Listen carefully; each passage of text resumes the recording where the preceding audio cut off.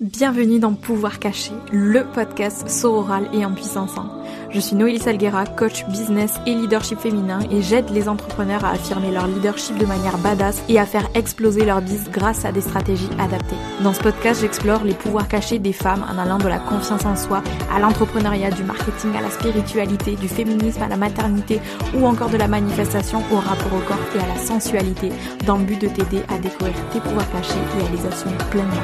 Alors sur ce, installe-toi confortablement et je te souhaite une merveilleuse écoute.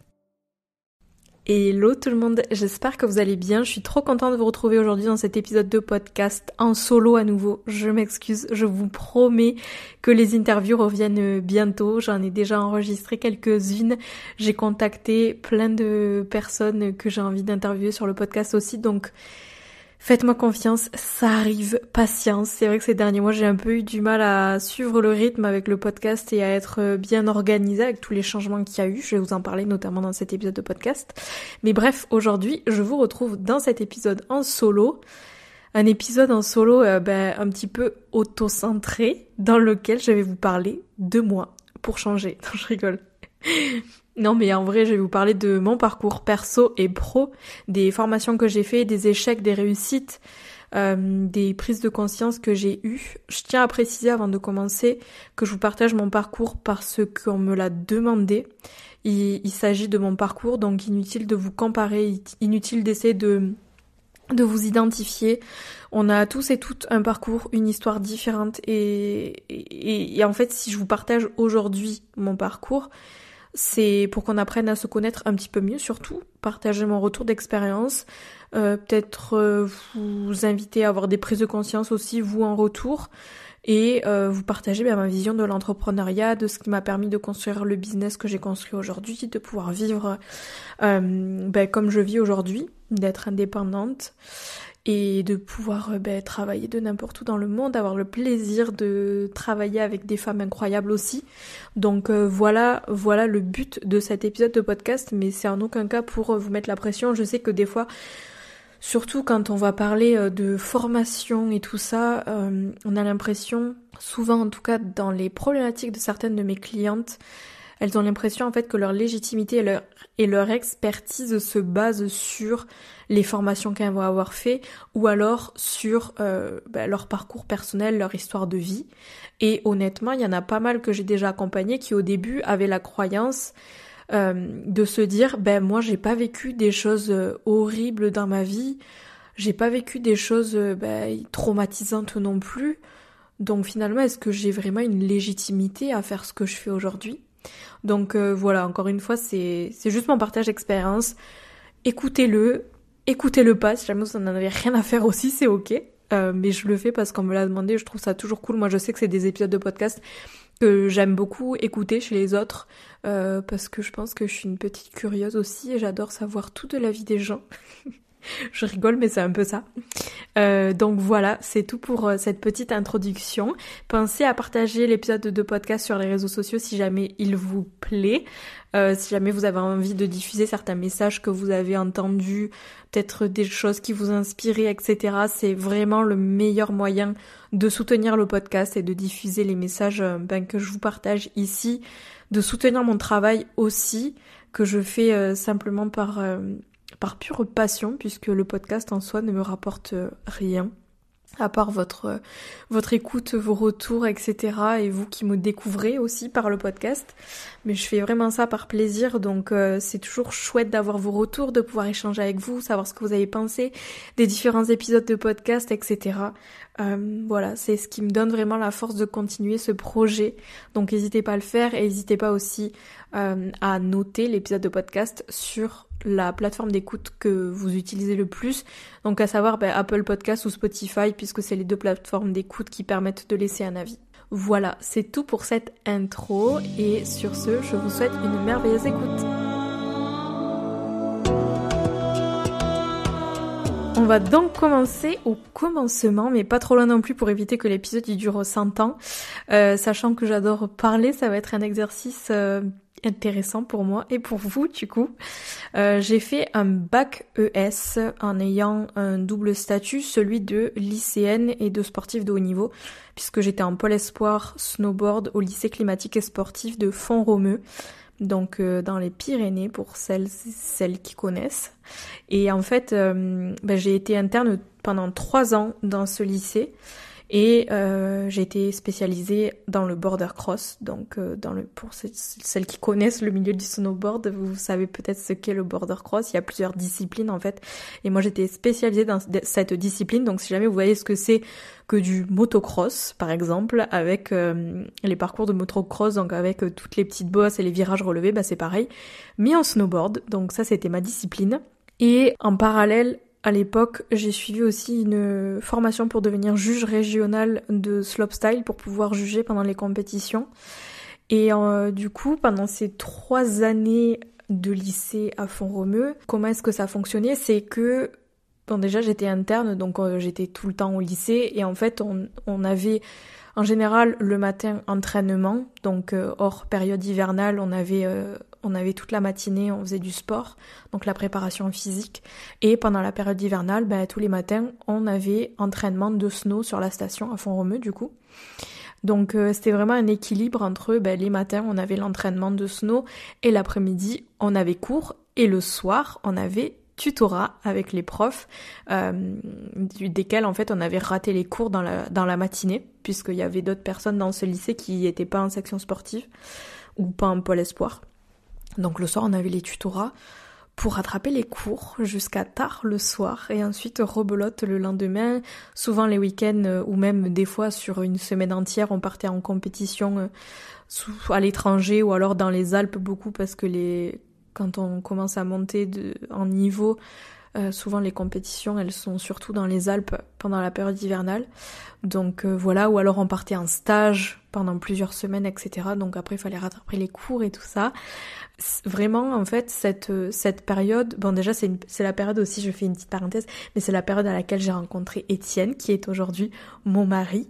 On s'est rencontrés au lycée à Font-Romeu, puisque lui aussi en fait il était dans cette section snow, donc c'était vraiment une période hyper cool. À cette époque je découvre le yoga et la méditation, donc en 2012, et ça va devenir très très vite des outils qui vont m'être indispensables par rapport à la gestion du stress, et par rapport aussi à la préparation de mon corps finalement, parce que même si on est sur un snowboard et que ça demande beaucoup de force et d'explosivité, ça demande aussi beaucoup de souplesse pour pouvoir être la plus fluide aussi dans mes mouvements.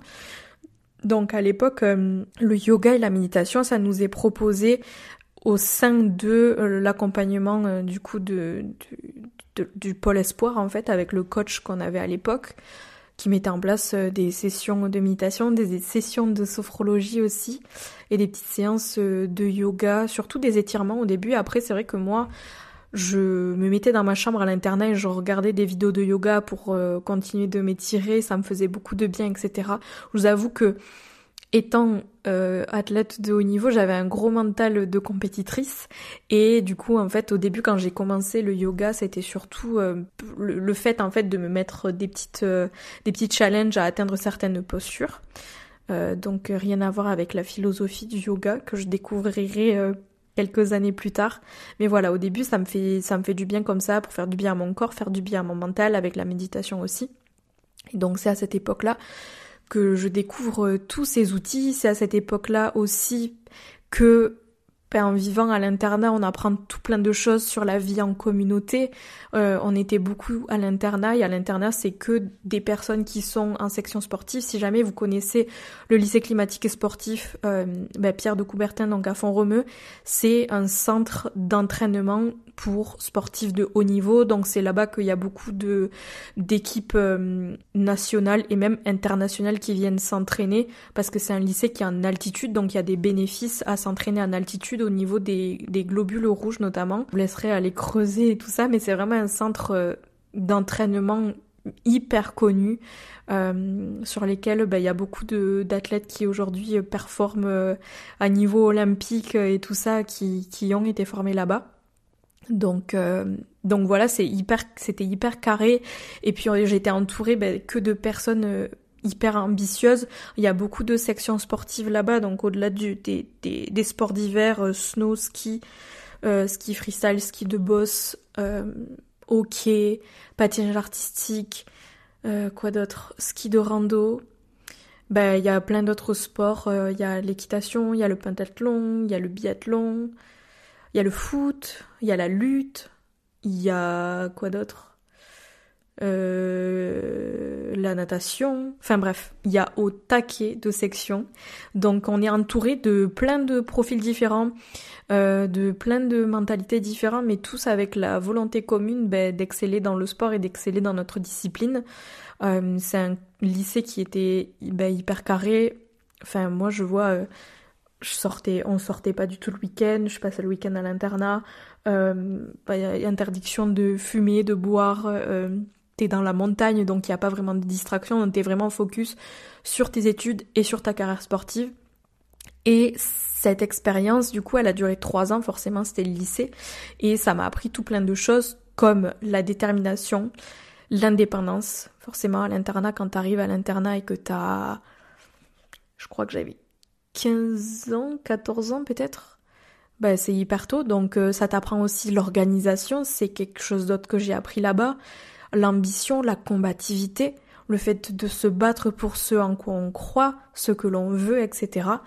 Une forme de discipline aussi, j'ai appris là-bas. D'autant plus qu'en fait, depuis la 6e, donc même au collège, j'ai toujours eu ce double statut de sportive en plus de mon statut d'élève, puisqu'au collège, j'étais aussi, depuis la 6e, en section sportive. J'ai toujours fait du sport, j'ai toujours fait de la compétition, j'étais sur les skis quand j'ai eu 1 an et demi, parce que mon grand-père était moniteur de ski, et qui tenait un des plus gros restaurants de la station de ski, si jamais vous connaissez Axe 3 Domaines. Voilà d'où je viens. Donc bref, j'ai toujours été sur les skis, et puis après, dès l'âge de 6 ans, sur le snow, à faire des compétitions, à partir, etc. Donc très vite indépendante, très vite organisée, avec de l'ambition, de la détermination, de la discipline, etc. Donc ça a vraiment été une période qui m'a enseigné ces valeurs que je porte aujourd'hui et qui me servent aussi, mine de rien, dans mon parcours entrepreneurial en tant que chef d'entreprise. Donc voilà, j'ai fait ces 3 ans de lycée à Font-Romeu, dans ce lycée-là, et j'ai du coup validé mon bac ES en 2015. Et suite au bac ES, en fait, j'ai dû stopper ma carrière d'athlète de haut niveau, donc de snowboardeuse, suite à 3 opérations du genou qui ont eu lieu... je me suis fait opérer du genou 3 fois, donc ça a été entre 2013 et 2017, je me suis cassé 3 fois le genou en fait, et j'ai subi 3 opérations qui ont fait que mon chirurgien m'a conseillé d'arrêter la compétition si je voulais garder mon genou, et si je voulais pas que à 35 ans on doive me mettre une petite prothèse et que je ne puisse plus rien faire du tout comme sport. Donc je vous avoue que ça m'a vite calmée, sachant que j'avais déjà un genou quand même assez fragile de base. Ça a été vraiment un gros coup dur, déjà aussi tout au long en fait de cette carrière, parce que la première fois que je me suis fait opérer, j'étais en 3e. La 2e opération, il me semble que j'étais en première. Oui, puisque c'est quand j'ai rencontré Étienne. Et la 3e opération, c'était lors de ma première année de droit, donc je vous en parlais tout à l'heure. Mais en gros, voilà, c'est ça. Ces 3 opérations-là, elles m'ont quand même assez affaiblie. Elles ont affaibli aussi honnêtement mon mental. Parce que quand tu te blesses et que t'es dans le genre de structure, le genre de lycée dans lequel j'étais, en fait, sur tous les temps d'entraînement, tu te retrouves tout seul. Donc moi, je me suis retrouvée toute seule, un petit peu en marge du groupe, parce que je pouvais plus m'entraîner. J'étais en centre de rééducation aussi, donc ça nous éloigne. Puis faire toute la rééducation, après, on est éloigné, les autres ils partent en compétition, ils partent en stage, etc. Donc ça a été un très très gros coup dur pour le moral à chaque fois, de me blesser, de me rééduquer. Et puis entre l'opération et la fin de la rééducation, il y a bien 8 mois à chaque fois, donc c'était des périodes hyper longues et de grande solitude, de se sentir complètement inutile, parce que quand les autres s'entraînent, il y a plus personne dans le lycée, donc t'es tout seul un peu. Donc ça a été vraiment une période hyper dure qui m'a ouvert les yeux après aussi, je vais vous expliquer pourquoi, mais ça a été vraiment un gros coup dur et une nouvelle leçon en fait qui a été celle de ne pas me définir en fonction de ce que je fais. Puisque moi à l'époque mon identité jusque-là c'était Noélie la snowboardeuse. On me connaissait pour ça, c'était Noélie, on me connaissait par rapport à mes résultats au snow, par rapport à mes ambitions, par rapport à ce que j'avais déjà fait, etc. Je voulais aller au JO, enfin j'avais vraiment de grandes ambitions dans ma carrière sportive, je voulais faire de grandes choses, etc. Bon, finalement, on m'a un peu coupé l'herbe sous le pied avec ces 3 blessures et ces 3 opérations. Et je me suis demandé, en fait, à ce moment-là, qui est-ce que je suis ? Qui c'est que je suis sans le snow ? Qu'est-ce que j'ai envie de faire ? Et là, j'étais complètement perdue. Ça a été hyper dur aussi de retrouver, en fait, mon identité en dehors du snowboard qui m'avait toujours définie depuis que j'ai 7 ans, quoi. De 6 ans et demi, 7 ans. Donc à ce moment-là, ça a été vraiment très compliqué et donc je me suis demandé mais qu'est-ce que j'ai envie de faire ? J'avais envie de rester dans ce milieu-là aussi, donc m'est venue l'envie de devenir psychologue pour athlète de haut niveau / coach mental, puisque moi à ce moment-là, j'étais accompagnée par une psychologue pour athlète de haut niveau, coach mental, qui était prise en charge du coup, vu que j'étais en pôle espoir, c'était prise en charge. Donc j'avais des séances gratuites et j'étais suivie par cette personne-là. Et ça m'a vraiment donné envie, je me suis dit, mais en fait, ce serait une super bonne idée d'accompagner d'autres athlètes sur leur carrière, etc. Et en fait, j'ai commencé à parler de ce projet autour de moi et on m'a vite fait comprendre que c'était galère de bien gagner sa vie en étant psychologue, de réussir, que pour être psychologue, pour être athlète de haut niveau, y a pas beaucoup de place, etc. En gros, c'était les croyances des autres à cette époque-là. Je dis pas que c'est la vérité, mais il y avait aussi, en plus de ça, les croyances de ma famille, ma famille en fait, qui a jamais eu beaucoup d'argent. J'ai un père qui est électricien, ma maman qui était nounou à la maison, enfin. Et en fait, ma famille m'a vraiment un petit peu poussée en me disant que si je voulais avoir de l'argent et pas galérer comme eux ils ont galéré, il fallait que j'ai un bon diplôme. Donc là, il y a eu après une autre prise de conscience que j'aurai bien plus tard, bien sûr, celle de ne pas laisser les autres nous dévier de ce qui vibre en nous. Mais vous me direz, d'avoir écouté les autres, ça m'a amené à ce que je fais aujourd'hui. Donc où est la leçon dans tout ça ? Je ne sais pas, mais il y a eu des prises de conscience en tout cas autour de cette décision. Donc je vous l'ai dit tout à l'heure, vite fait, mais j'ai fini par me diriger en droit. J'étais à l'université Toulouse-Capitole et à l'époque, donc en 2016, je commence à m'intéresser à l'astrologie et au tarot et au rituel de lune, donc en parallèle de mes études en droit. J'ai fait mes études en droit parce que, en gros, vous allez peut-être vous demander mais pourquoi t'es partie de la psychologie au droit ? Parce qu'en fait, j'étais super nulle en maths. Et que quand on est nul en maths, on va en droit, en gros, et qu'on a des bonnes notes, on nous pousse à aller en droit. Donc c'est ce qui s'est passé pour moi, et puis en plus j'adore apprendre, donc en soi je me suis éclatée en droit, parce que je trouvais ça hyper passionnant, même si c'était hyper difficile, mais de rien, cette expérience quand même de ces 3 années en droit, ça m'a appris à vraiment persévérer, on va dire, parce que c'était vraiment hyper compliqué de passer à chaque fois, d'avoir des bonnes notes, etc. S'il y en a parmi vous qui ont fait du droit, vous savez que c'est des études qui ne sont pas faciles du tout. T'arrives au premier jour à la fac de droit, on te dit regardez la personne à droite, la personne sur votre gauche. Sur vous 3, il y en aura qu'une qui va passer en 2e année. Donc de suite, tu vois, ça t'affole un peu.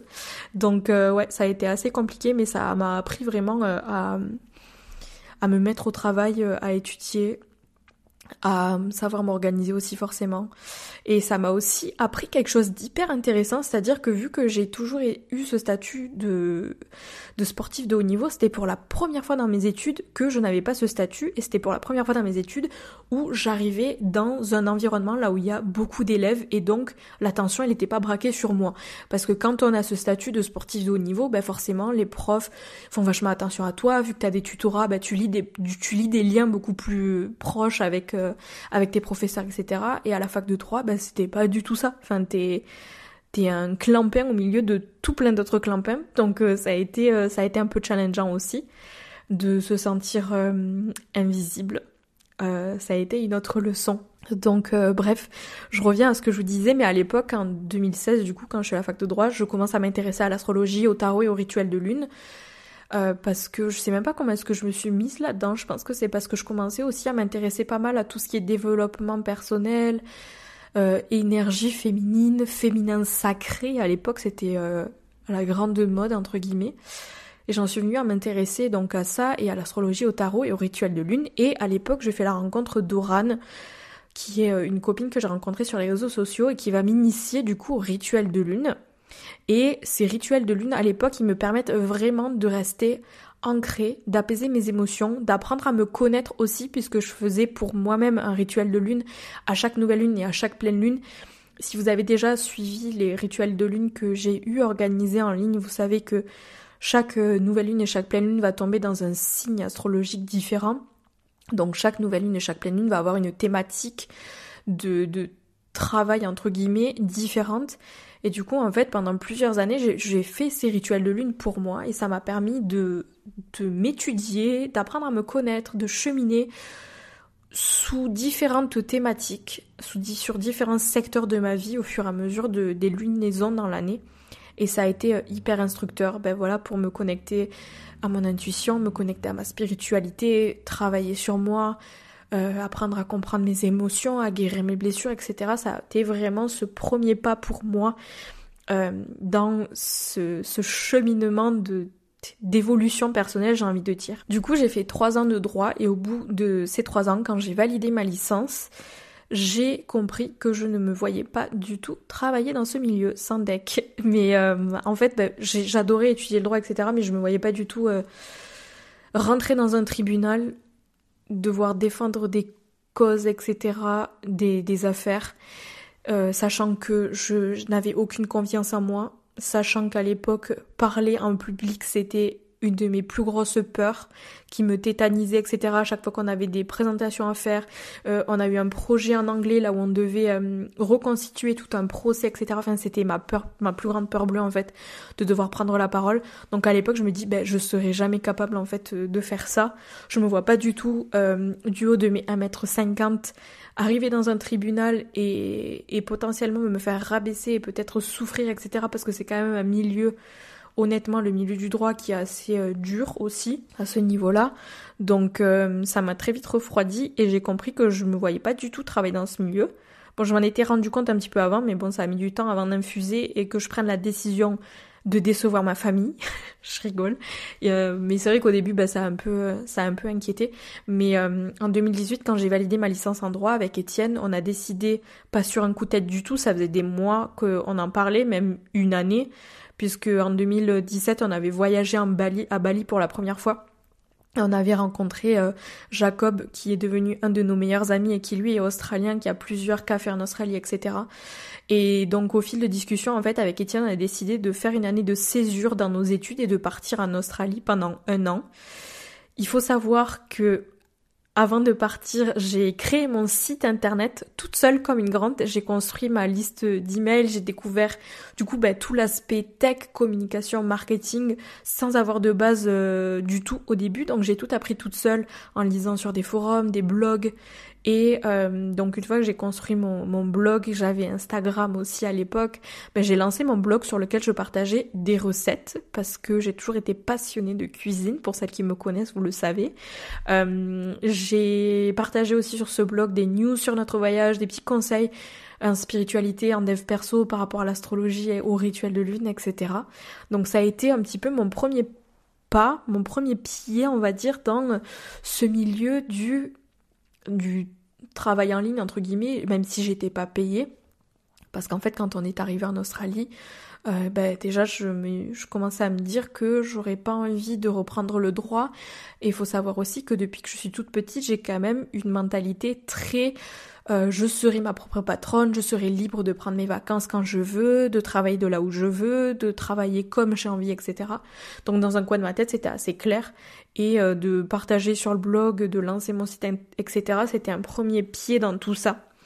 Donc on décide de partir en Australie en 2018. On part en Australie en 2018. Donc on arrive en Australie, on achète un van qu'on retape, c'était un van d'électricien qu'on a retapé en maison sur roue. Et j'ai enregistré tout un épisode de podcast pour raconter vraiment le voyage en Australie, tout en détail. Je raconterai toutes les prises de conscience, etc. qu'on a eues. Donc je vous invite à aller écouter cet épisode de podcast que je vous mettrai en description de cet épisode. Si jamais vous avez envie d'aller cliquer sur le lien, ce sera plus rapide. Mais pour résumer, en gros, on a acheté notre van, on l'a converti en maison sur roue et on voulait partir pour faire un trip, du coup, tout autour de l'Australie.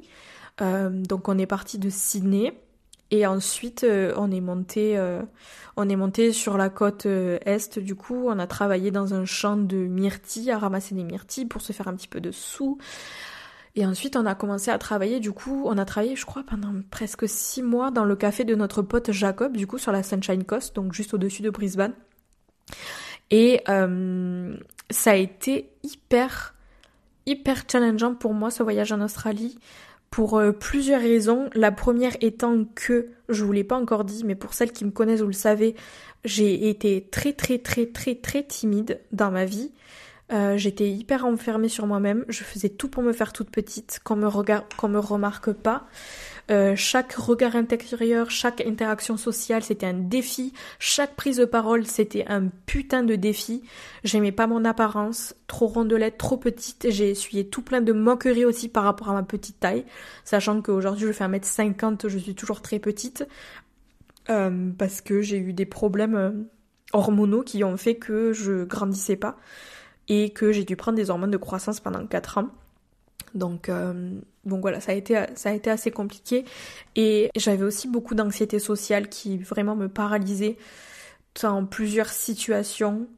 Et en fait, j'avais peur du jugement des autres, je m'étais enfermée dans une bulle, j'évitais toute attention, etc. Donc vous vous dites bien que quand j'ai débarqué en Australie, que j'ai dû travailler dans des cafés, si jamais vous connaissez un petit peu l'ambiance des cafés style brunch, vous savez qu'il faut être hyper réactif, que en Australie notamment, on ne sert pas à table, donc il faut crier le prénom des gens au comptoir pour qu'ils viennent chercher leur commande. Donc déjà, interagir avec d'autres personnes, c'était compliqué, et encore plus interagir avec d'autres personnes dans une langue qui n'est pas la mienne. C'était hyper compliqué, hyper challengeant. Mais c'est comme ça en fait en sortant de ma zone de confort, en fait, c'est comme ça que j'ai construit de la confiance en moi au fur et à mesure que j'ai été de plus en plus à l'aise avec le fait de m'exprimer, de prendre la parole, de parler aux autres, etc. Parce qu'au début, c'était vraiment pas gagné. Quand on est arrivé en Australie et qu'on a dû commencer à chercher du travail, je me suis retrouvée plusieurs fois devant des restaurants avec mon CV en main, à passer 30 minutes dehors, à supplier Étienne pour lui dire d'y aller pour moi, ou alors pour le supplier de pas y aller en fait parce que j'étais tétanisée, c'était la panique en fait, c'était la panique. Il y a une fois je me suis mise à pleurer et tout, c'était une grosse catastrophe. Donc il y a tout un travail de confiance en soi qui a été fait notamment grâce au fait de me pousser, de sortir de ma zone de confort, d'aller déposer ses CV. Et puis ensuite de travailler dans la restauration, forcément. On a passé 6 mois à travailler dans la restauration. Et ça te pousse en fait parce que t'as pas le choix de prendre la parole, de prendre ta place, de te faire respecter, de parler aux clients. Donc ouais, ça a été une expérience qui m'a beaucoup appris sur moi-même, sur mes capacités, sur ma capacité à prendre la parole en public, etc. À l'époque, on faisait des vlogs aussi sur YouTube, hyper drôles, sur lesquels on partageait du coup notre petit périple. Donc ça a été un exercice pour moi d'arriver à m'exprimer devant la caméra. Donc ça a été hyper fun et hyper challengeant aussi. Et puis c'est des bons souvenirs aussi qu'on a. Mais vraiment, cette expérience en Australie, donc voilà, ça m'a appris cette première chose. Et la deuxième chose dont je voulais vous parler, c'est que ça m'a appris vraiment la résilience et le non-attachement. Parce que, vous irez écouter l'épisode de podcast sur le voyage en Australie si jamais ça vous intéresse plus, mais on a eu beaucoup de problèmes mécaniques sur notre van et on est tombé en panne au milieu du désert. Ça a été une expérience assez traumatisante, puisqu'on est resté bloqué dans le désert, sans réseau, etc. En gros, notre van, il a pété et il fonctionnait plus du tout. Sachant qu'on avait investi plus de 15 000 € dans ce van. Ça a été assez traumatique de se dire que perdait tout ce qu'on avait mis dans ce van, sachant qu'on voulait revendre le van après pour continuer de potentiellement voyager. Donc on perd tous nos sous, on doit payer extrêmement cher pour remorquer le van, etc. Mais bref, allez écouter l'épisode de podcast sur l'Australie parce que je raconte tout en détail, mais en gros ça m'a appris le non-attachement par rapport à l'argent et la résilience et le fait de savoir rebondir et de pas s'avouer vaincu en fait, parce que une fois qu'on est tombé en panne, on a trouvé du travail alors à 900 km, mais du coup on s'est dit à ce moment-là, on va aller travailler pendant 2 mois dans un nouveau café. On était à Katherine, donc au niveau de Darwin, si jamais vous connaissez un petit peu l'Australie. Et donc on a travaillé dans ce café, que ça m'a appris beaucoup de choses aussi. Sur le fait de s'affirmer, encore une fois, parce que les patrons n'étaient pas toujours sympas avec nous. Et on s'était dit, on va aller travailler dans ce café pendant 2 mois. Et ensuite, on va aller passer 2 mois à Bali. Puisque Bali, on s'était dit, on y est déjà allé, on connaît un petit peu, c'est pas cher, on sait qu'avec les sous qu'on va se faire en 2 mois, on va pouvoir vivre confortablement pendant 2 mois à Bali, etc. Et puis ce sera l'occasion pour moi de me former au yoga, puisque vraiment, si vous écoutez l'épisode de podcast sur l'Australie, le voyage en Australie, ça a été vraiment un autre déclencheur de transformation personnelle et une amplification de ma spiritualité. Ça a été vraiment extraordinaire comme ouverture à ce point de vue-là. Et à la fin de notre voyage en Australie, j'ai vraiment ressenti le besoin de me former au yoga. Et du coup, à la fin de notre périple australien, on est parti à Bali pendant 2 mois en 2019. Et je me suis formée du coup au yoga. Il y a eu d'autres trucs, c'était une formation de yoga, mais on a été aussi formés aux bases de l'Ayurveda. Il y a eu un neurochirurgien qui est venu nous parler de la psychoneuroimmunologie. C'était hyper intéressant. Donc en gros, comment est-ce que notre état d'esprit et nos émotions influent sur notre santé et le potentiel développement de maladies chroniques. Donc c'était hyper intéressant. On a eu du breathwork aussi, du pranayama. Après tout ce qui est philosophie du yoga, si jamais vous connaissez, vous savez, tout ce qui est méditation, etc. Kriya aussi. Il y a une dame qui est venue aussi pour nous initier au tarot, donc ça a été hyper intéressant. C'était une formation que j'ai fait avec Shades of Yoga, si jamais ça vous intéresse, c'est un organisme à Bali, je vous le recommande plus. En fait, pourquoi est-ce que j'ai décidé de me former au yoga? Parce que, comme vous le savez, ça faisait déjà 6 ans que je pratiquais. Et en Australie, j'ai lu beaucoup de livres. J'avais une copine qui s'était formée au yoga aussi. Et c'est à ce moment-là, vraiment en Australie, que j'ai compris que le yoga, c'était plus que la pratique physique. Et j'avais envie d'apprendre, en fait, la philosophie du yoga qui me passionnait, qui me passionne toujours et qui fait toujours partie de ma vie. Et en fait, ce mois entier de formation avec que des femmes, à apprendre la philosophie du yoga, mais surtout et beaucoup à apprendre sur moi, à guérir mes blessures. Pour la première fois, je parlais de choses qui se sont passées dans ma vie, qui ont été assez compliquées. Je sortais beaucoup de ma zone de confort aussi à ce moment-là, à dépasser ma timidité extrême pour donner des cours de yoga, m'exprimer en public et surtout donner des cours de yoga en anglais.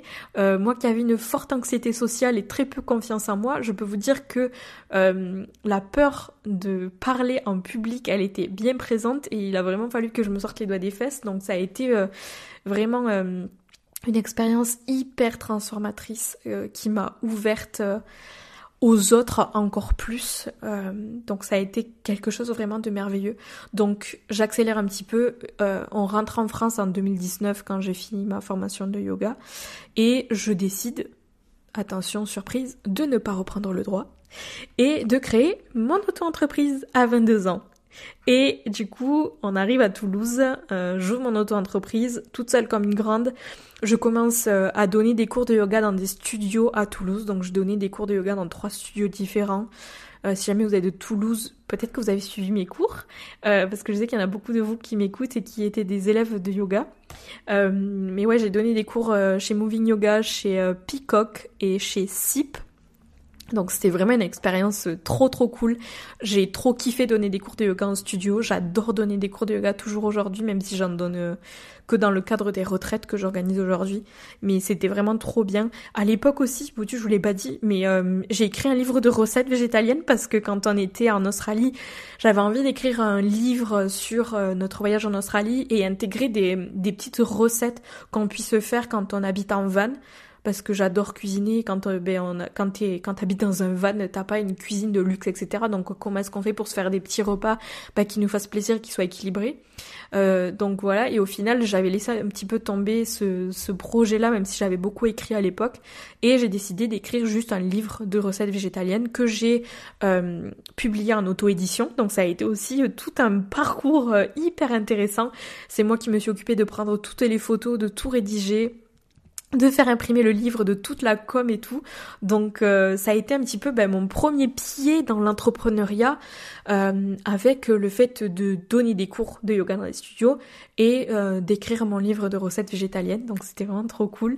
Et puis aussi à l'époque j'organisais des petits workshops sur Toulouse de yoga dans lesquels j'essayais de mêler, parce que mes élèves à l'époque c'est toujours le cas, mais c'était majoritairement des femmes et j'ai ressenti l'envie d'aller plus loin, de les aider à retrouver leur pouvoir intérieur, à s'affirmer, à écouter leurs besoins, grâce au yoga forcément, grâce à la méditation, au breathwork, à la spiritualité, à l'astrologie, au tarot. Donc à l'époque j'organise beaucoup de workshops dans lesquels je mêle le yoga et l'astrologie et les énergies féminines entre guillemets. Donc je parlais beaucoup du cycle menstruel, j'organisais des sessions de yoga sensuel aussi, parce que ça avait été quelque chose, je vous en reparlais après, mais ça avait été une pratique qui m'a beaucoup aidée moi.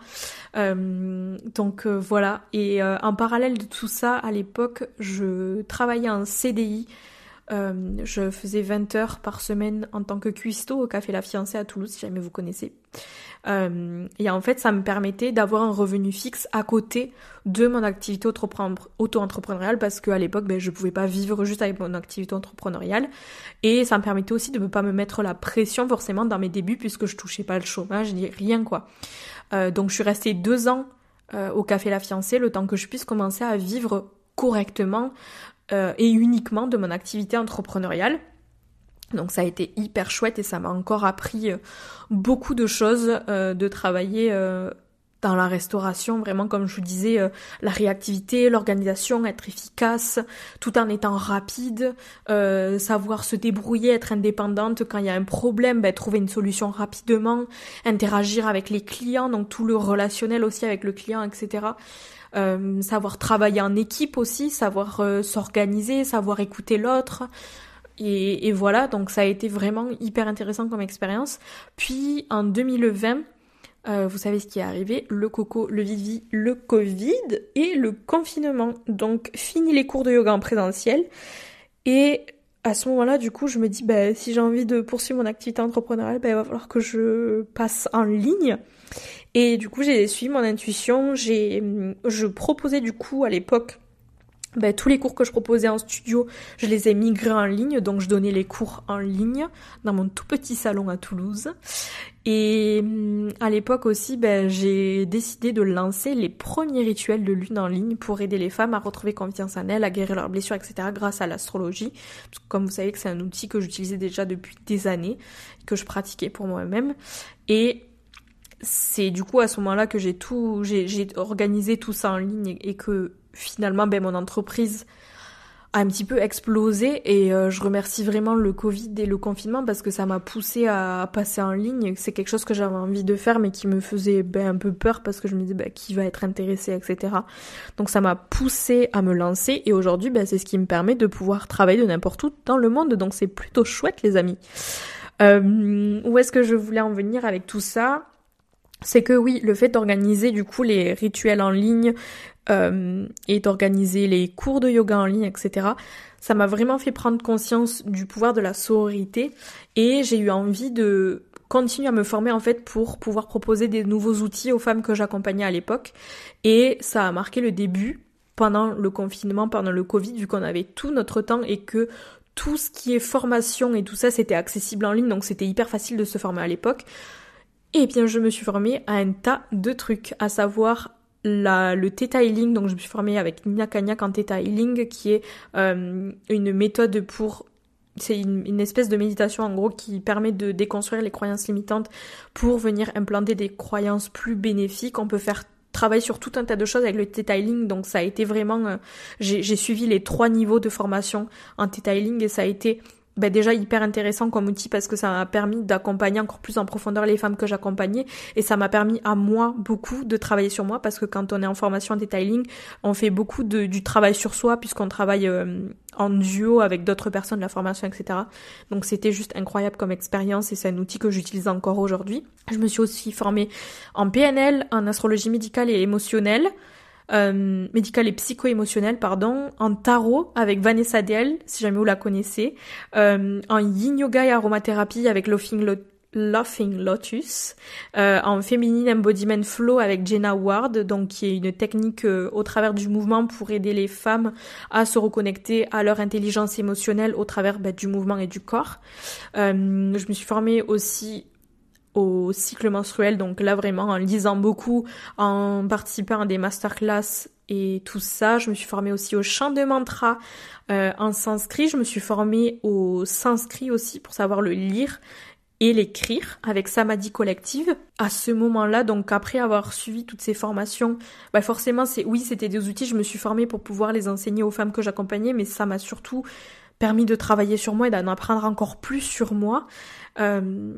Et suite à ça, j'ai commencé au-delà de proposer du live, j'ai commencé à proposer des programmes en ligne, donc programme de yoga, programme de méditation, programme sur le cycle menstruel, et en me disant, ça me permettra d'avoir moins besoin d'être là en live, parce que mine de rien, quand on organise des trucs que en live, ça demande d'être présent, ça demande de faire abstraction parfois de si on n'a pas d'énergie, de se dire j'ai un programme en ligne, les gens ils ont pas besoin que je sois là, parce que c'est ce qui s'est passé aussi avec les rituels de lune, c'est que déjà les lunaisons parfois ça peut être hyper intense et que au bout d'un moment il y avait certaines fois là où moi j'avais pas l'énergie d'organiser les rituels de lune, sauf que c'était le rendez-vous bimensuel avec chaque nouvelle lune et chaque pleine lune.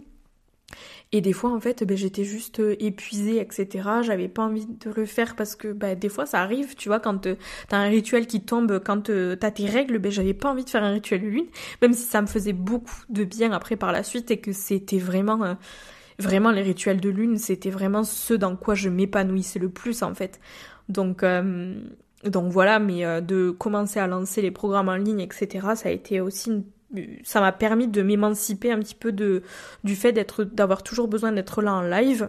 Et après le Covid, après le confinement, etc., j'ai continué à me former en me plongeant vraiment dans mes recherches, à savoir sur la manifestation, les neurosciences, le transgénérationnel, les blessures de l'âme, les croyances limitantes, la sensualité, l'énergie sexuelle.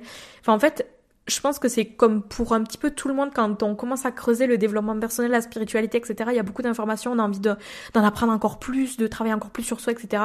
Donc c'est ce qui s'est passé à ce moment-là. J'ai eu envie d'en savoir beaucoup sur plein de sujets différents qui me passionnaient et qui me passionnent toujours beaucoup.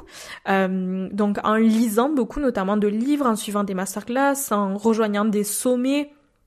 Parce qu'à ce moment-là, comme je dis, je ressentais que c'était des notions sur lesquelles j'avais besoin de guérir, notamment tout ce qui est sensualité, énergie sexuelle. Donc je m'inscrivais beaucoup à des séances de flow sensuel pour apprendre à me reconnecter à ma sensualité, parce que forcément, manque de confiance en soi, je détestais mon corps, etc. Donc tout ce qui était rapport au corps, à la sensualité, c'était hyper compliqué. Je détestais me mettre en maillot, je détestais me regarder dans le miroir, etc. Donc vraiment tout ce parcours autour de je me réapproprie mon corps, je me reconnecte à mon énergie sensuelle, à mon énergie sexuelle. C'est ce qui m'a aussi permis de retrouver confiance en moi, et c'est pour ça aussi que je l'inclus beaucoup dans ce que j'enseigne aujourd'hui, parce que c'est des notions qui me servent en tant que chef d'entreprise, à m'incarner dans mon leadership, à avoir confiance en moi, à diffuser une énergie qui dégage une aura de je suis une femme qui s'assume, qui s'affirme, qui est incarnée dans son corps, etc. Donc voilà pourquoi est-ce que j'ai creusé sur toutes ces notions-là.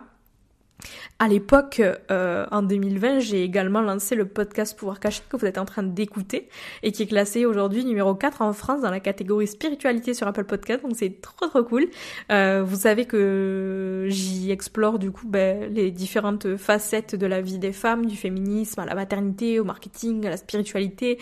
Voilà, aujourd'hui il y a plus de 750 000 téléchargements et je suis trop contente de continuer cette aventure avec vous parce qu'elle m'épanouit beaucoup. Passons à 2021 puisque ça a marqué un truc hyper intéressant avec toutes les formations que j'ai fait et tout. Je me suis sentie enfin légitime pour organiser ma première retraite pour les femmes.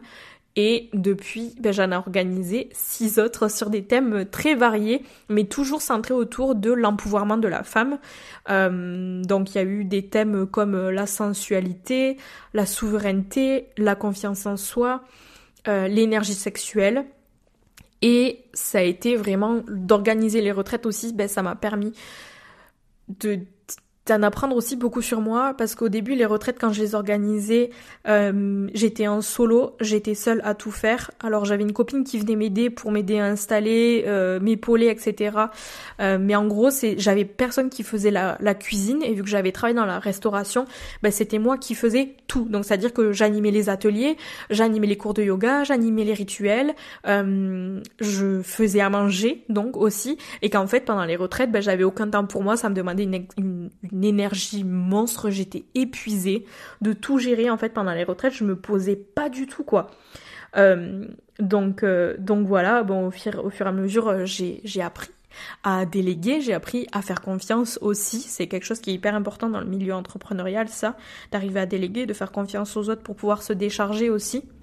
Parce que le but c'est pas de se crever et donc si jamais vous avez déjà participé aux dernières retraites que j'ai organisées ou que vous avez suivi un petit peu l'actualité des retraites, vous savez que aujourd'hui j'organise des retraites dans des lieux dans lesquels j'ai juste à gérer les ateliers que j'anime. La bouffe c'est pas moi qui gère, le ménage c'est pas moi qui gère, l'organisation des chambres c'est pas moi qui gère. Enfin bref, c'est hyper plaisant parce que ça me permet d'être encore plus au contact des autres femmes et vraiment aussi d'organiser les retraites, ça m'a appris une chose hyper importante que j'ai eu du mal à faire aussi pendant les débuts de l'organisation des retraites, c'est-à-dire qu'au début j'organisais les retraites avec un petit peu l'envie d'être présente et un peu le FOMO en fait de me dire il faut que je sois tout le temps avec les filles parce que s'il y a des conversations et que je suis pas là, je vais me sentir de côté, etc. Donc il y avait un petit peu ce truc de j'ai envie d'être leur copine quand elles viennent aux retraites. Et du coup, j'avais du mal à m'incarner en tant que j'organise la retraite.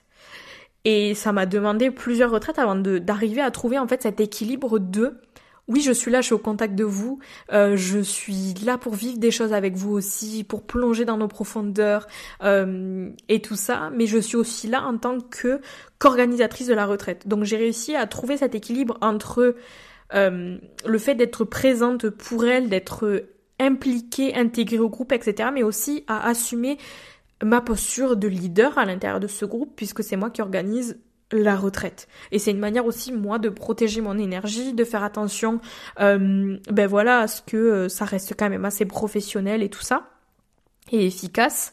Donc ça m'a aussi appris ça, à m'affirmer en tant que leader, en tant que femme, qui organise la retraite et qui s'assume dans ce rôle-là, quoi. Et pas qui se positionne en petite fille qui a peur de passer à côté de nouvelles copines, etc. Parce qu'en soi, je suis pas là pour me faire des copines. Je suis là pour offrir une expérience inoubliable aux femmes qui rejoignent la retraite. Donc, ça a été quelque chose qui m'a beaucoup appris, ces retraites. Et quelque chose dans lequel je m'épanouis beaucoup parce que j'aime beaucoup être au contact des autres femmes que j'accompagne. C'est toujours chouette et encore plus puissant finalement de vivre des choses, que ce soit pour elles comme pour moi, parce que finalement c'est des miroirs que j'ai en face de moi pendant les retraites. Donc ça m'apprend aussi beaucoup sur moi. Voilà pour les retraites. Et du coup, fin 2021, on décide de partir s'installer à Annecy. Et là, vraiment, pendant cette année à Annecy, je me mets un petit peu au charbon par rapport au boulot. Et je commence vraiment à prendre au sérieux mon activité entrepreneuriale. Je sors mon premier gros programme qui, à l'époque, s'appelle le programme Souveraine, qui aujourd'hui n'existe plus, qui n'est plus à la vente, mais qui existe pour les femmes qui se l'étaient procuré. Bref, mais je sors mon premier gros programme, le programme Souveraine, du coup, pour aider vraiment les femmes, à devenir pleinement souveraines de leur vie. Donc ça a été vraiment la première expérience à créer un gros programme avec plein de modules et plein de contenu à l'intérieur. Et vraiment aussi, c'est à ce moment-là que je me suis fait accompagner et que je me suis fait former, entre autres par Safia Gourari, sur les stratégies de lancement. Donc ça m'a beaucoup appris à ce moment-là, forcément, quand le programme Souveraine est sorti, à être beaucoup plus efficace et avoir vraiment une stratégie et pas juste sortir un programme et dire j'ai sorti un programme, viens l'acheter.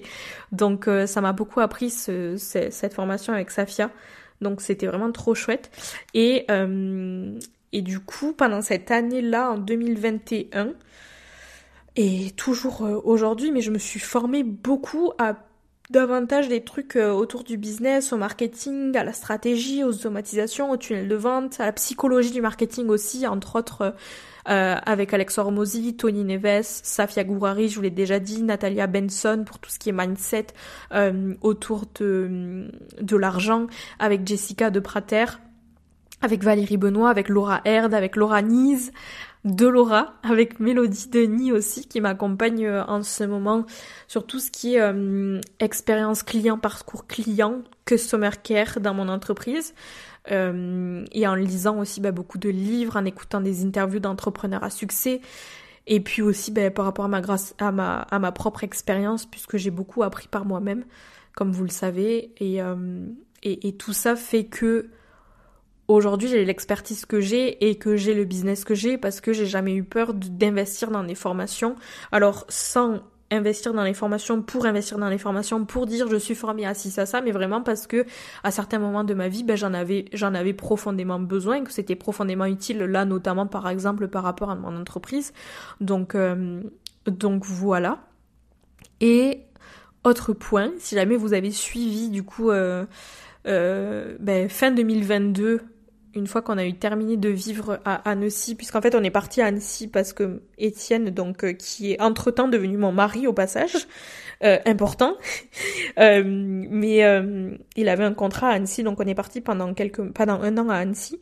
Et une fois que son contrat est terminé, on a décidé de partir en Australie pendant 6 mois à nouveau. Ça s'est pas passé comme ça, donc si jamais vous avez suivi l'année dernière, on a modifié, c'était plus Australie, mais du coup on a passé 6 mois à Bali, et 1 mois et demi en plus en Australie pour aller voir nos potes qui ont eu un petit bébé et tout ça, donc c'était vraiment trop cool. Et ce nouveau voyage à Bali, ça a été vraiment pour moi ça a été vraiment l'année de mon expansion en fait, là où je me suis ouverte, je me suis faite coacher beaucoup aussi. Si jamais vous le savez, c'est à ce moment-là, l'année dernière à Bali, du coup, que j'ai fait, donc en 2023, j'ai switché un petit peu dans l'entreprise, puisque jusque-là, j'accompagnais les femmes dans leur quête de confiance en elles, en utilisant tout plein d'outils, comme vous le savez, sensualité, énergie sexuelle, avec le breathwork, avec le detailing, avec les cycles menstruels, le rapport au corps et tout ça. Et en fait, je voulais pas mentionner, mais à l'époque, je proposais aussi des coachings en one-on-one. Et j'ai toujours eu envie de me spécialiser dans l'accompagnement des entrepreneurs parce que c'est un parcours qui me parle beaucoup, qui résonne forcément beaucoup avec mon histoire et tout ça. Et donc du coup, l'année dernière, j'ai décidé de switcher, de spécifier un petit peu plus ma cible, donc mon client idéal, et d'accompagner uniquement les femmes chefs d'entreprise dans leur quête de confiance en soi, le fait de s'affirmer dans son leadership, de devenir magnétique, de devenir une leader badass et affirmée dans son industrie, et aussi d'aider les femmes à arriver à exprimer ce leadership au travers de leur marketing, donc en les aidant à affiner leur message pour le rendre beaucoup plus impactant et en mettant en place des stratégies qui leur permettent de diffuser leur message au plus grand nombre pour faire exploser leur business. Donc ça, c'est le switch que j'ai fait l'année dernière. Et en fait, il y a quand même toujours eu, même si j'ai fait ce switch-là et même si j'ai fait beaucoup de choses dans mes années d'entrepreneuriat, il y a toujours eu ce fil conducteur de la volonté en fait d'accompagner les femmes à retrouver confiance en elles, à s'affirmer, à retrouver leur pouvoir, leur souveraineté, à foncer pour concrétiser leurs rêves, etc. Donc, tout mon parcours fait qu'aujourd'hui, je fusionne mon expertise en pour l'appeler comme ça, on va dire spiritualité, développement personnel, donc à savoir confiance en soi, leadership, et tout ce qui tourne autour, donc tout ce que je viens de vous dire, avec mon expertise et ma passion pour le business, le marketing, l'entrepreneuriat, etc. Et ça a été en fait une transition hyper logique pour moi, puisque c'est là que je reviens à mes petits moutons en vous disant que j'organisais des coachings en one-on-one à l'époque pour aider les femmes justement à apprendre à se connaître, à retrouver confiance en elles. Mais cette transition, elle a été hyper logique pour moi en accompagnant uniquement les entrepreneurs, parce que ça fait des années que j'accompagne ce profil-là. Et je m'en suis rendu compte que l'année dernière en me faisant coacher. Et en fait, je me suis rendu compte que toutes les femmes que j'accompagnais, que ce soit dans les coachings en one-on-one ou alors que ce soit dans le coaching divine, qui est le coaching que je proposais avant de proposer le coaching Bodlier que je propose aujourd'hui, j'ai toujours eu, donc que ce soit en one-on-one, que ce soit en coaching de groupe, des femmes chefs d'entreprise. Et ça, je m'en suis rendu compte l'année dernière. Alors que ça faisait des années que j'avais envie de me spécifier un petit peu, d'accompagner davantage ce profil de chef d'entreprise féminin. Et du coup, l'année dernière, je me suis enfin lancée quand j'ai pris conscience de ça, et d'à quel point j'avais aidé les entrepreneurs à atteindre des résultats de fou dans leur entreprise, alors qu'à la base, le coaching qu'elles venaient faire, c'était pas du tout basé sur le business. Et donc, l'année dernière, je me suis dit, mais pourquoi pas proposer ce que je propose depuis des années sur les thématiques de la confiance en soi et du leadership, parce que c'est quelque chose qui est hyper important en tant que chef d'entreprise, et combiner ça avec mon expertise en marketing, en stratégie, etc., affiner son message et tout ça, pour vraiment rendre l'accompagnement de ces femmes-là encore plus pertinent et encore plus percutant, positif, efficace, j'ai envie de vous dire. Donc c'est chose faite. Et je m'épanouis au taquet parce que j'ai lancé du coup le coaching Bodlier en septembre l'année dernière. On a eu la première cohorte, là on vient de commencer la deuxième cohorte et c'est un pur kiff total pour moi de pouvoir accompagner une personne type, d'avoir une méthode hyper efficace pour les accompagner, d'être hyper bien organisée, d'être entourée aussi d'autres femmes entrepreneurs ambitieuses. C'est vachement gratifiant pour moi et c'est vachement motivant aussi, ça fait beaucoup de bien. Mais du coup, ça m'a aussi demandé de la patience parce que forcément, en me spécifiant, il y avait beaucoup de personnes dans ma communauté qui se reconnaissent plus du tout avec ce que je fais aujourd'hui et qui du coup disparaissent petit à petit et ça fait qu'en ce moment, je suis en train de vivre une purge, on va dire, dans ma communauté, dans les gens notamment qui me suivent sur Instagram et qui se reconnaissent plus dans ce que je partage, parce que je partage davantage des trucs marketing, vraiment spécifiques au leadership, dans le business et tout ça, même s'il y a toujours cet aspect manifestation, parce que, oulala, je me rends compte que j'ai sauté des étapes, j'essaie d'accélérer parce que j'ai pas envie de vous prendre tout votre temps, ça va faire déjà 1 heure que j'enregistre, mais non, ce que je voulais dire, c'est que je parle aussi beaucoup de la manifestation, parce que c'est quelque chose qui m'a été profondément utile dans mon parcours entrepreneurial et dans les résultats que j'ai eus dans la vente, dans le fait d'attirer des prospects, d'avoir des clients hyper alignés, etc. La manifestation, ça a été un outil hyper important pour moi dans mon parcours entrepreneurial et dans ma réussite. Donc c'est aussi quelque chose que je propose. Si jamais vous me suivez, vous savez que j'ai lancé l'année dernière le programme Manifeste que j'ai enregistré à Bali, qui est mon programme de manifestation en 7 étapes pour manifester la vie de tes rêves, arriver à clarifier ta vision du futur, à déconstruire tes croyances limitantes et à en fait manifester les choses qui te font vraiment kiffer dans ta vie, pouvoir manifester de nouveaux prospects. On travaille beaucoup aussi sur le money mindset à l'intérieur, chose qui est hyper importante quand on est chef d'entreprise. Donc il y a aussi ça beaucoup qui revient dans ma communication sur Instagram et autres. Donc voilà, aujourd'hui je m'épanouis beaucoup et finalement mon parcours, tout ce que j'ai appris au fil de mon parcours, ça me sert aussi beaucoup encore aujourd'hui, que ce soit mon manque de confiance en moi que j'ai pu avoir, la déconnexion à mon corps, tout mon parcours entrepreneurial dans lequel je me suis beaucoup débrouillée, surtout dans les débuts. Et ensuite j'ai eu les sous pour me former, donc j'en ai profité, ça m'a permis de faire des bonds monstrueux. Donc ouais, ça a été juste extraordinaire. Et du coup, ouais, j'ai lancé mon coaching de groupe Bodlier fin 2023. Et depuis, je me régale les gars. Et puis il y a d'autres projets forcément que j'ai derrière la tête pour 2024. puisque je suis en train un petit peu de reconstruire mon écosystème d'offres pour le rendre vraiment encore plus aligné par rapport au tournant que j'ai pris fin 2023 en décidant de spécifier ma cible, mon client idéal.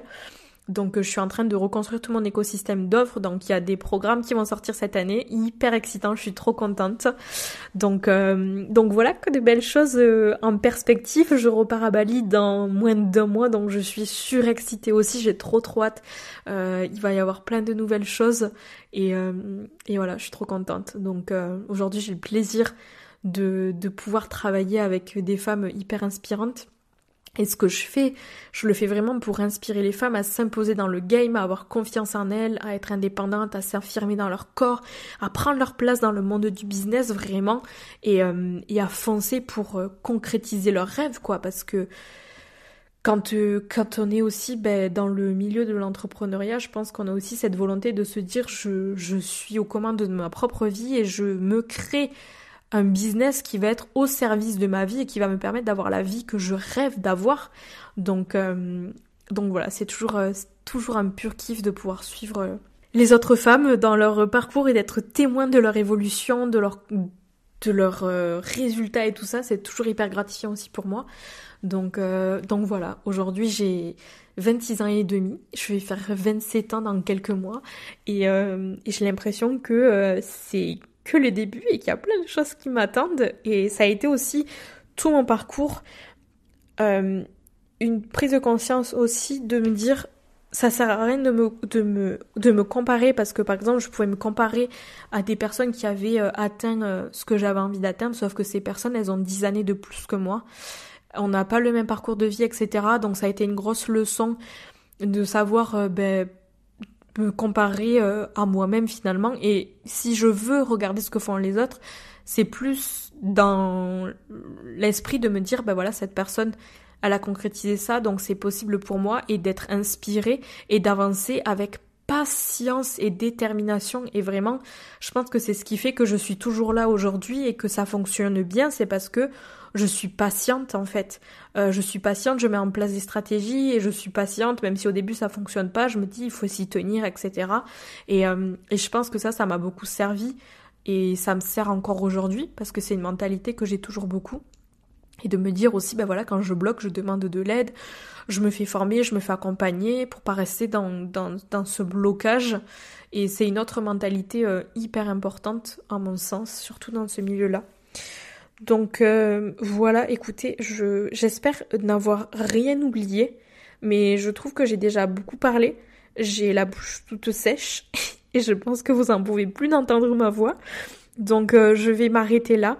Vraiment j'espère avoir rien oublié, mais je pense pas, parce qu'en vrai j'ai l'impression d'avoir vécu 1000 vies alors que j'ai que 27 ans et du coup ça me donne l'impression d'avoir plein de choses à dire et de potentiellement en oublier, mais je pense que je vais dire les trucs les plus importants.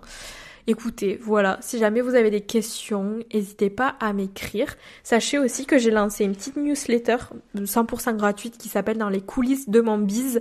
Donc, une fois toutes les 2 semaines, j'envoie un mail pour partager un petit peu les coulisses de mon entreprise, mes réussites, mes échecs, mes conseils, mes stratégies, mes lectures business, etc. Donc voilà, si jamais ça vous intéresse de recevoir ce type de mail et de découvrir les coulisses de mon business, je vais vous mettre le lien dans la description de cet épisode. Donc je vais vous mettre aussi le lien de l'épisode dans lequel je raconte tout notre périple en Australie. Je vais vous mettre le lien de l'épisode dans lequel je raconte comment s'est passée ma formation de yoga à Bali. Et je vais vous mettre aussi dans la barre de description tout le contenu gratuit, donc à savoir la masterclass de manifestation 100% gratuite si jamais vous avez envie de découvrir tout ça, ainsi que mon workbook 5 étapes pour retrouver confiance en toi et communiquer avec audace dans ton business. Donc voilà, je vous mets tout ça dans la description de l'épisode. N'hésitez pas d'aller checker les petits liens. Si jamais vous avez des questions, écrivez-moi. Si jamais l'épisode vous a plu, partagez-le sur les réseaux sociaux, laissez-moi plein de commentaires positifs, plein de petites 5 étoiles.